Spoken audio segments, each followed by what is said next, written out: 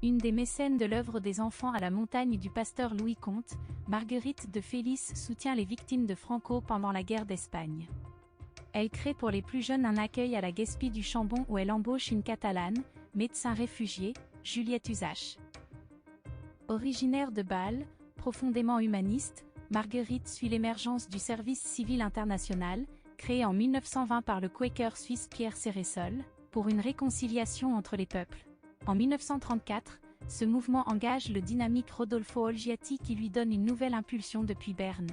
Il y organise un comité neutre de secours aux enfants d'Espagne, qui intervient sous le nom de Ayuda Suïssa, en Catalogne.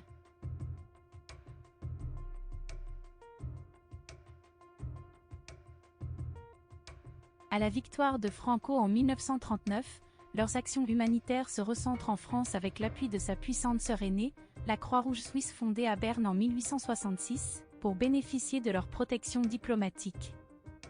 Le comité devient alors le « Secours aux enfants de la Croix-Rouge suisse » qui installe des structures d'accueil dépendant de 3 centres régionaux, Paris, Lyon et Toulouse.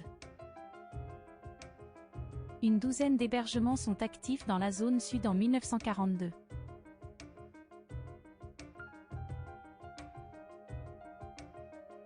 Des anciens de Ayuda Suïssa y persévèrent comme Elisabeth Edambens en sa maternité d'Aisne près de Perpignan.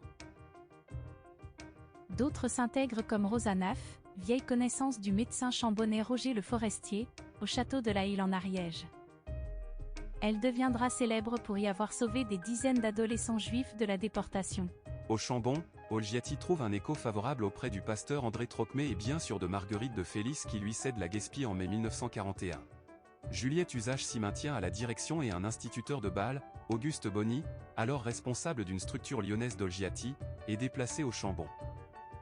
Une équipe se met ainsi en place au village sous la supervision du Quaker Maurice Dubois, responsable régional à Toulouse. Il bénéficie de l'immunité de la Croix-Rouge, du soutien matériel important du comité d'aide des Quakers américains dont sa femme Elnor est membre active, et d'un bon réseau de réfugiés espagnols pour la logistique quotidienne. Fort de ses appuis, Bonny ouvre 2 autres colonies au Chambon, Labrique fin 1941 et Faidoli l'année suivante, puis reprend quelques autres petites structures locales comme l'atelier Sévenol qui produit du mobilier pour la maternité d'Aisne. L'encadrement se renforce, notamment à la fermeture du camp de Rivesaltes en novembre 1942 où une des infirmières Croix-Rouge, Friedel Reiter, rejoint Bonny, son fiancé et futur mari.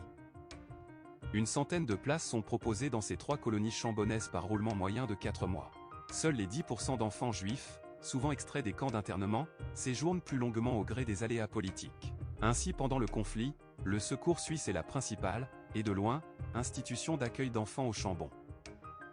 À l'été 1942 quand la répression antisémite est à son paroxysme, ces établissements suisses sont visés par la police départementale. Bonny et les fortes réactions des Dubois auprès des autorités à Vichy, à Genève ou au Puy-en-Velay, évitent le pire. Cette protection de la Croix-Rouge suisse assurée par ses salariés et au plus haut niveau par un couple de Quakers toulousains, permit à des enfants juifs de traverser le cataclysme des années 1940.